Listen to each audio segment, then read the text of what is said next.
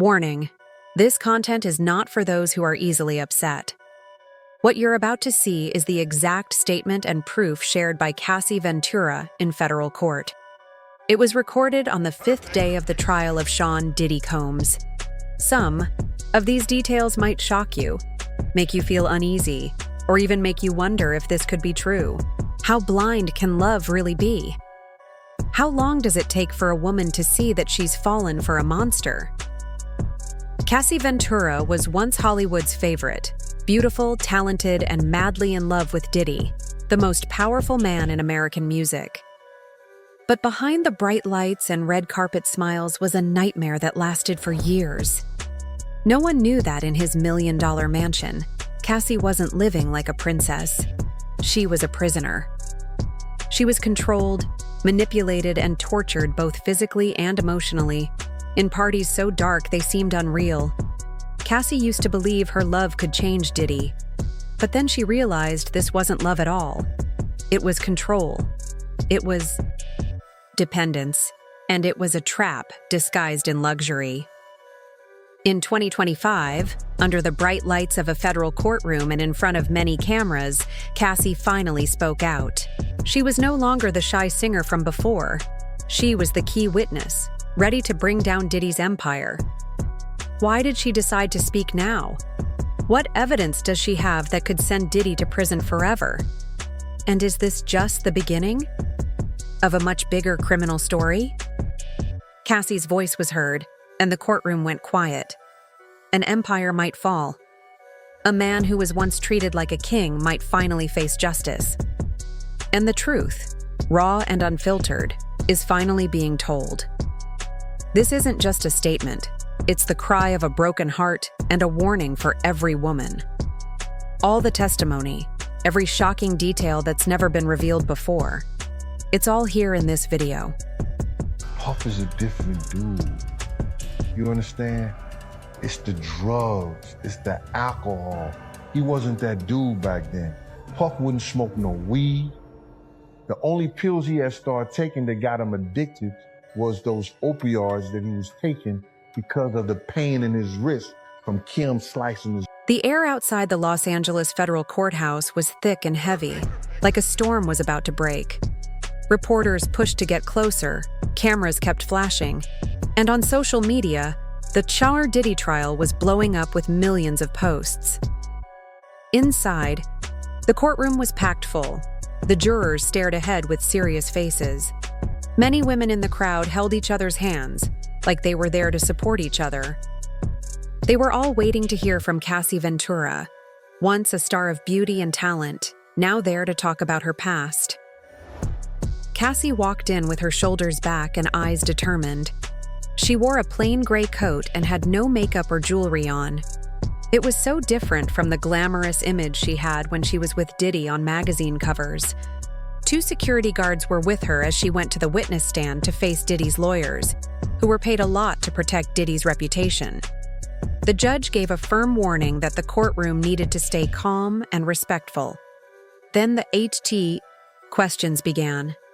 Judge Eleanor Grayson banged her gavel, her voice cutting through the quiet. "Today, we will continue with Miss Ventura's testimony," she said. The room was completely silent except for the sound of papers rustling. Nobody said it, but everyone knew that something terrible was about to be revealed. Diddy's lawyers skipped the usual questions about their relationship and instead asked Cassie to describe Diddy's mansion in Los Angeles, how it was built, what it looked like, and its security systems. At first, these questions seemed out of place. Then one question changed everything. "Miss Ventura, have you ever been underneath the property, inside the tunnel?" The room froze. People gasped. Quietly. The prosecutor tried to stop the question, saying it wasn't relevant, but the judge allowed it. Cassie took a deep breath and said, "Yes." That one word changed the feeling in the room. The lawyer didn't stop there. "Miss Ventura," he asked, "what did you experience while you were involved with Sean?" Combs. The question hung in the air like an invitation to a nightmare. How could a woman who once believed in love suffer so much pain? What had she gone through in those dark, hidden rooms?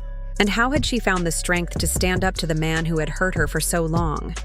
For months, social media had been filled with rumors about Diddy, wild parties, stories of manipulation, and whispers about a secret tunnel under his mansion.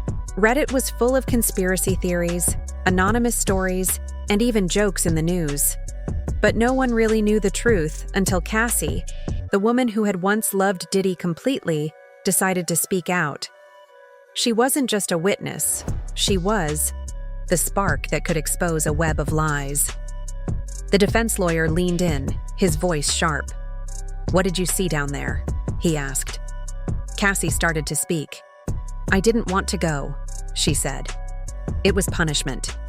Holding on to the witness stand, her eyes were wet with tears, but her voice was steady and strong. It had all started like a dream. Cassie was a 22-year-old singer with a sweet voice and eyes full of hope when she met Diddy at a fancy party in Los Angeles. He was tall, charming, with a smile that lit up the whole room. "You're going to be a star," he told her, raising his glass of champagne. Cassie's heart beat fast. She thought this was her chance to make her dreams come true, and that Diddy would help her get there. They quickly became a power couple. They were on red carpets, in magazines, and everyone talked about their bright future together. Cassie felt like she was living a fairy tale. But after 6 months, the dream started to fall apart. One night at Diddy's Beverly Hills mansion, he took her hand and led her through a wooden door decorated with jade. "You need to prove your loyalty," he said in a low voice. Cassie smiled, thinking it was just a game. But when the door opened, she stepped into a world she never wanted to know. A dim red light glowed like blood, seeping into the darkness. Cameras watched from every corner, their lenses flashing like lifeless eyes. The air smelled of cleaning chemicals mixed with sweat, making Cassie feel sick. She said there were about 10 people there in court, her voice shaking. Men and women, some wearing leather masks, some kneeling. They didn't say a word. They just waited. Cassie saw a young woman sitting naked except for a mask, curled up in a chair, her eyes red and begging for help. A man stood next to her, holding a rope, his eyes empty. Pills were passed around like a sick game. Diddy stood in the center, like a cruel god controlling everything, Cassie said, tears falling down her cheeks. "He gave me a pill." I said no. He just laughed, but his cold stare made her feel less than human. Feeling she had to obey, Cassie swallowed the pill, desperate to please the man she loved. What she saw broke her heart. A woman was forced to do humiliating things, tears falling as she stayed quiet. A man was pushed down, his face covered, in sweat because he didn't listen, Cassie said, her voice cracking. "I felt their pain. I wanted to scream and save them, but I was stuck, like a bird in a cage." One night, desperate, Cassie made a mistake. She yelled at Diddy, saying she couldn't do this anymore, that she would leave and tell everyone his secrets. "I thought my love could change him," she said in court, her voice shaking. "I thought if I tried hard enough, he'd be a better man." But Diddy didn't get angry. He just looked at her with a cold smile and gave a signal. Two big men grabbed her and dragged her through a hidden door behind a fake wall. A rug near the pool was pulled back to show a hatch covered in dry leaves. Cold concrete stairs led down into a long, twisting tunnel, the flickering lights mocking her. It didn't feel like a home. It felt like a secret prison. Cassie was dragged behind Diddy, her heart beating wildly. He was mumbling to himself, saying he needed to prove something. She thought about running but didn't dare because of the look he gave her, a look that said, "If you try to run, you'll pay." They went through a locked security door, and she entered a huge room, dark and cold. Red lights glowed. Cameras watched from the corners. Black leather furniture shone in the low light. The air smelled of sweat, cleaning chemicals, and something worse. That room wasn't for fun, Cassie said, her voice shaking. You could feel bad things had happened there. She pointed to shelves filled with masks, ropes, oils, rubber clothes, and a rack of untouched clothes. Mirrors were everywhere, on the ceiling and floor, and the walls were covered in soundproof padding. It was built to keep people trapped, she said. They locked her in a dark room with just a wooden bench and chains hanging from the walls. No windows, no sounds, just darkness and fear. They left me there for 7 days and nights, she said, her voice breaking. No food, just 1 bottle of water a day. I heard Diddy's voice through a speaker, telling me I had to learn to obey. I thought I'd never get out. She heard crying.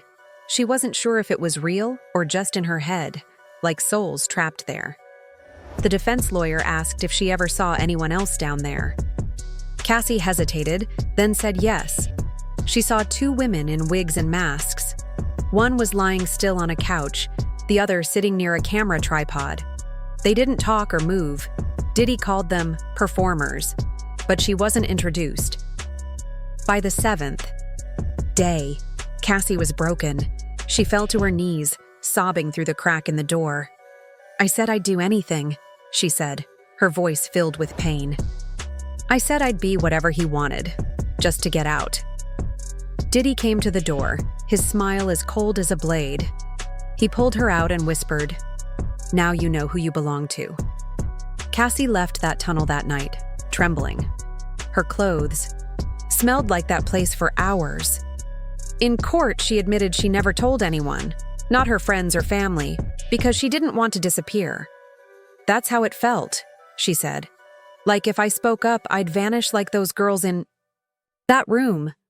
When asked to describe the layout, she shared even more chilling details. It wasn't just one room, she said. I saw 3 others. One was completely dark, just a bench and chains. Another had a big mirror and a digital panel by the bed. I didn't know what it did. The third had a chair and a box of wires. The prosecutor looked right at her, voice sharp. Why speak out now? Cassie took a deep breath, her gaze steady but full of fear. Because it's not just about me anymore, she said. Because he's still doing it. If someone else gets pulled into that darkness and never comes back. Her words caught in her throat, too heavy to finish. The judge called for a break. The air in the courtroom was thick with unspoken fear. Cassie's testimony wasn't just her own story, it was a loud warning. As the trial went on, the focus shifted from the secrets hidden in the mansion to the terrible things happening in the open. The defense tried to make Cassie look like she joined in willingly, using the term freak-offs, which had come up in texts between her and Diddy. These texts often seemed playful or secretive, but in court, the real meaning was exposed. What's a freak-off? The defense lawyer asked. Cassie nodded slightly. She spoke calmly but firmly. She said these were planned nights that were always about sex. Sometimes there were many people involved. Sometimes they were filmed. Diddy gave roles, gave orders, and sometimes made drugs a must. The jury saw years-old texts. One from Diddy said, "Game starts at 10 p.m., no breaking character until 8 a.m. Another said, "Bring candles, grab outfits, I want you in a wig." Cassie said these were not rare events. They happened at least twice a month. Some were spontaneous, others were carefully planned like business meetings, with schedules and assistants bringing people in. Cassie said she sometimes agreed to take part, but agreeing when you're high on drugs isn't real consent. She said, "I was often high. Sometimes I didn't even remember what happened." The prosecutor asked if these events took place in the tunnel. Cassie's voice softened as she said yes. She told the court about one night when she had to wear a rubber suit and stay silent. She was warned not to break character or she'd be punished. There were strangers there, and she didn't know their names. Diddy told her to trust him. A text from him read, "This time I want total control. No safe word." Cassie said she didn't always have control over her own body. Afterward, she felt empty, like she didn't know who she was. She deleted, Videos and photos not because she was ashamed, but because she was afraid. The prosecutor then asked about drugs. Cassie didn't hesitate. Opiates, MDMA, and pills she didn't even know the name of. Sometimes she didn't know what she took, until she passed out. The drugs were often given to her by Diddy or his staff. He said it was to help me relax, but it made me foggy and easy to control, she said. She described waking up on the floor in Miami, covered in sweat with a camera light still on her. She didn't know how she got there or who was in the room. She started to believe the videos were for blackmail. He'd say, "You're mine forever," she said. At first, she thought it was just talk. Then she realized he was using the videos to control her. The defense lawyer asked if she'd ever seen these videos. Cassie said only once on his laptop. "It was me and two men. I didn't even remember it." She begged him to delete it, but he said, "I keep everything for leverage." Cassie said Diddy controlled every part of her life. If she left the house without telling him, he'd call dozens of times. If she didn't answer, he'd break things and threaten her. She believed he told his people to stop giving her drugs, accusing her of stealing. He cut off every escape route. "I was totally dependent on him," she said. Cassie tried to break free once, sneaking into rehab disguised as a spa. But Diddy found out and came there, telling them she was overreacting. She had to leave the next day. In court, Cassie admitted she tried to stop using drugs on her own many times, but couldn't. "I couldn't," she said softly, "because part of me still loved him, and a bigger part of me was scared. Scared that if I spoke up, something worse would happen." As the day went on, the prosecutor asked, "Were you the only one?" Cassie said, "No, not by a long shot." She said other women were involved in the freak-offs, escorts, strangers, even celebrities. They arrived in private cars, some with masks, some crying. She was too scared to ask questions. She talked about Tiffany Red, a former friend who saw everything at her 29th birthday party. Tiffany tried to tell her it wasn't right, but Cassie brushed it off. The court read an open letter Tiffany later wrote in Rolling Stone, calling out Diddy's behavior. Tiffany had tried to speak up but was silenced. "She tried," Cassie said, her voice full of regret. The prosecutor asked if Diddy's staff knew what was going on. Cassie said yes. His assistants planned everything, cleaned up afterward, and they weren't blind. She told a chilling story about once catching an assistant walking in on them. He didn't flinch, just said, "Sorry, boss," and walked out. The defense said these details didn't prove a crime, but Cassie's words were powerful. It wasn't just about sex. It was about control. He needed to feel untouchable. When asked why so many women stayed silent, Cassie didn't hesitate. "Because we thought no one would believe us. Because he's Diddy." She paused, looking determined. "But now the truth is out, and I'm not the only one ready to stand up and expose him." The prosecutor then asked about physical violence. The courtroom saw photos of bruises and blood, and everyone was shocked. "Did Mr. Combs ever hit you?"